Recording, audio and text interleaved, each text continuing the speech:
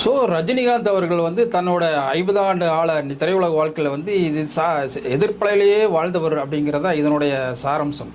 இதுதான் இந்த இன்சிடென்ட் எல்லாம் நாம் சொல்லிட்டு இருக்கோம். ஏன்னா அவ்வளவு பெரிய ஜாம்பவான்களை எல்லாம் கடந்து வந்திருக்காரு.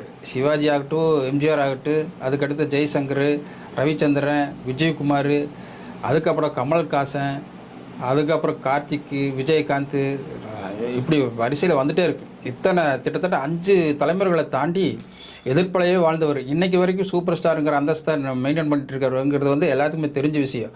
ஆனாலும் இன்னைக்கு இருக்கிற ஒரு சூழ்நிலையில் பார்த்தீங்கன்னா, இப்போ வந்து விஜய் கூட ஒப்பிட்டு பேசுறது அதை வந்து எந்த வகைத்திலுமே அது ஒப்பிட முடியாது. அவர் வந்து 10,000 வோல்டேஜ். அவர் வந்து இவங்க வந்து சாதாரண ஒரு 5 0 வாட்ஸ் இதெல்லாம் வந்து அவங்ககிட்ட பக்கத்துலேயே நிற்க முடியாதுங்கிறத யதார்த்தமான உண்மை.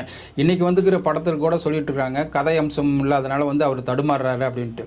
ரஜினிங்கிற ஒரு பிராண்டு வந்து நின்றுச்சுன்னா வந்து அங்கே வந்து